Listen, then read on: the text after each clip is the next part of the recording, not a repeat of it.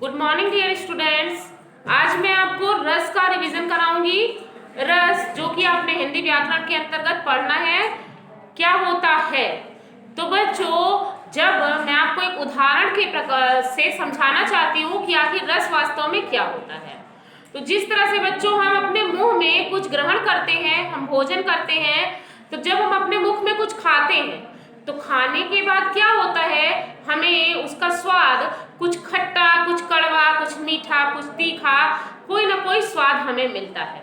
तो जिस प्रकार से हमें कुछ खाने के बाद हमें वो स्वाद मिलता है, खट्टा, कड़वा, तीखा, मीठा, वो स्वाद का अनुभव होता है, उसी प्रकार से काव्य को सुनने से, काव्य को पढ़ने से जो हमें स्वाद या आनंद की अनुभूति होती है, उसे हम रस की संज्ञा देते हैं। जैसे किसी काव्य को पढ़ने, सुनने या देखने से हमें जिस आनंद की अनुभूति होती है, उसे हम रस कहते हैं। रस को याद करने के लिए मैं आपको 4 पंक्तियां बताऊंगी, जिन पंक्तियों को आप याद कर लीजिएगा, जिससे आपका रस और रस के स्थायी भाव आपको याद हो जाएंगे। सुनिएगा। करुण हास्य श्रृंगार मिलकर वीर भयानक शांत बना, शोक हास रति उत्साह से भय और निर्वेद बना, अद्भुत रौद्र विभत्स के कारण नौरस का सम्मान बना, विस्मय क्रोध की जुगुप्सा से रसों का स्थायी भाव बना। अर्थात करुण हास्य श्रृंगार मिलकर वीर भयानक शांत बना। करुण हास्य श्रृंगार वीर भयानक शांत, ये रस है।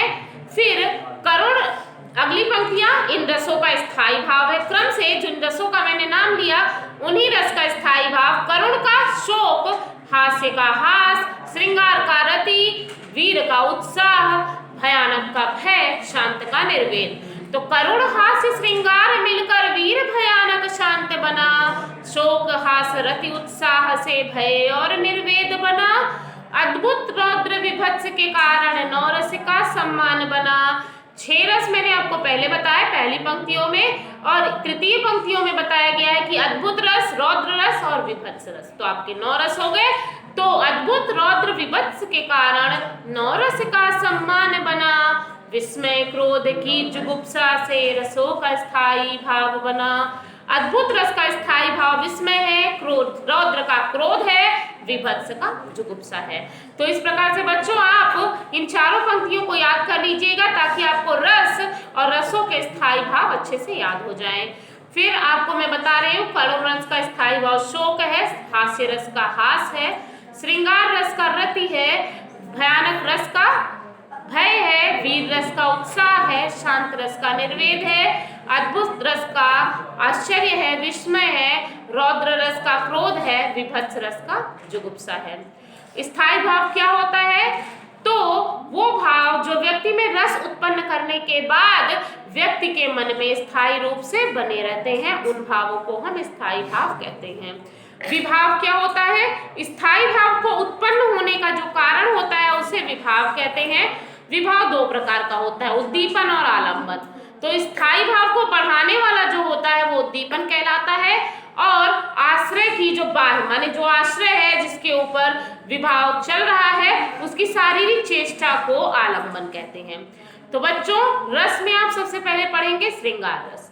श्रृंगार रस क्या होता है? जब काव्य में नायक नायिका के संयोग या वियोग का वर्णन होता है, तो वहां पर श्रृंगार रस होता है। जैसे आपको संयोग श्रृंगार का उदाहरण मैं बताती हूँ। कहत हसत रीझत खिजत मिलत खिलत लजियात, भरे भवन में करत है नैनन हुई सौगात। अर्थात राधा और कृष्ण भरे सभा में, जहां पर लोग, बहुत सारे लोग उपस्थित थे, वहां एक दूसरे से आंखों ही आंखों में बातें करते हैं। तो ये संयोग श्रृंगार का वर्णन है। और वियोग श्रृंगार का वर्णन है कि जब सीता का रावण हरण करके लेके चला जाता है, तो राम उनके विरह से दुखी होकर जंगल के पशु पक्षी और भंवरों से पूछते हैं कि क्या आपने मृग के समान नयन वाली सीता को कहीं देखा है। तो पंक्तियां हैं वियोग श्रृंगार का उदाहरण। हे खग मृग हे मधुकर श्रेणी, तुम देखी सीता मृग नयनी। अर्थात ये वियोग श्रृंगार का वर्णन है। अब हे खग मृग हे मधुकर श्रेणी, तुम देखी सीता मृग नयनी। और संयोग श्रृंगार का उदाहरण है कहत हसत रीझत खिजत मिलत खिलत लजियात, भरे भवन में करत है नैनन ही सौ बात। इसके बाद बच्चों हमारा दूसरा रस है हास्य रस। हास्य रस कुछ इस प्रकार से है कि काव्य में किसी असाधारण से लगने वाले व्यक्ति या वस्तु की आकृति, उसकी विचित्र वेशभूषा, उसके हाव भाव और को देखकर या उसके क्रियाकलाप को देखकर जो हमारे मन में विनोद या हास्य हंसी का भाव उत्पन्न होता है, वहाँ हास्य रस निष्पन्न होता है। जैसे जब धूमधाम से जाती है बारात, तो आप उदाहरण ध्यान से सुनिएगा। जब धूमधाम से जाती है बारात, मन करता है दे दे दूल्हे को 2 लात, जा बैठे घोड़े पर सपने में मुझको शादी होती दिखती है, वरमाला लेकर बढ़ती दुल्हन बस नींद तभी खुलती है। ठीक है, वरमाला लेकर बढ़ती दुल्हन बस नींद तभी खुलती है। फिर इसके बाद दूसरा उदाहरण है नींद टूट गई दोपहरी में सुन तेरी मधुर आवाज गधे, नींद टूट गई दोपहरी में सुन तेरी मधुर आवाज गधे। इसके साथ ही साथ बच्चों आप लोग एक और उदाहरण ध्यान से सुनिएगा। हंसी हंसी भाजई देखी दूल्हा दिगंबर को, पाहुन जे आवे हिमाचल के उत्साह में, कहे पद्माकर सुकाहू से कहे को कहा, जो जहाँ देखे हंसे वहाँ राह में, मगन भई हंसे नगन महेश ठाड़े, और यो हंसे हंसी हंसी के उमा हमें, शीश पर गंगा हंसे भुजन भुजंगा हंसे, हास ही को दंगा भयो नंगा के विवाह में। तो बच्चों इस प्रकार से मैंने आपको हास्य रस और श्रृंगार रस बताया।